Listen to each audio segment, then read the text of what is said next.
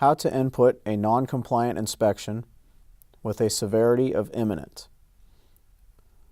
Log into the database using your unique username and password because you will be making changes to the database. Once you've arrived at the main login screen, input the address of the inspection.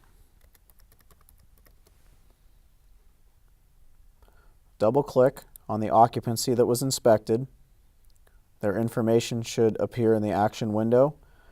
And again, verify that all the information in the highlighted sections are complete and accurate. All the information here is accurate. If we have a contact that we're going to add, we can verify that they already have one here. The person's name hasn't changed. Their address and their contact number is still the same.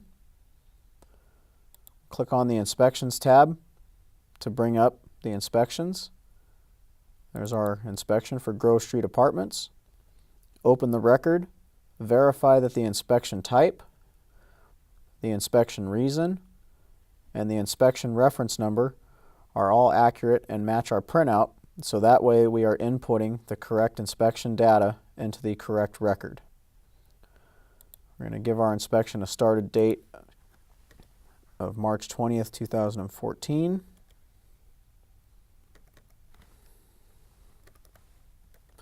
We started at 11:30 this morning, and our completed time was noon. Next, we want to input the name of the individual, not the engine company, but the individual that completed the inspection.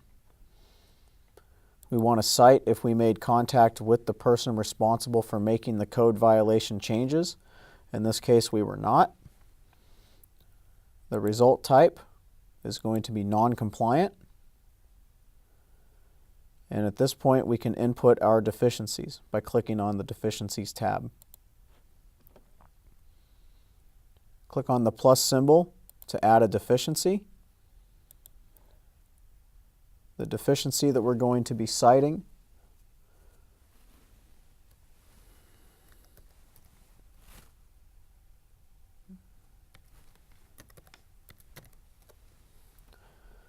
is the fire code protection systems. And what we're citing in this case is that the fire alarm system was in trouble and was not in a serviceable status. So we want to make sure that the code language represents what we cited on our report of fire inspection form, and select. Our severity in this case is going to be imminent because fire prevention needs to be notified of a fire alarm system that is in trouble or not working properly. The fire alarm is located in the lobby. Next, we want to come down and click on the Get Default button to bring in our default fire code language for what we cited. In the comments section, we want to give the responsible person more direction on what we're looking for. So in this particular situation, we want them to have the fire alarm serviced by the fire alarm company, so that way we can get their system back online and in the status it's supposed to be. So at this point, we have all of our deficiency fields cited correctly and inputted. We're going to save that deficiency. And we're going to add in our other imminent deficiency. Click on the deficiency line, type in the code number,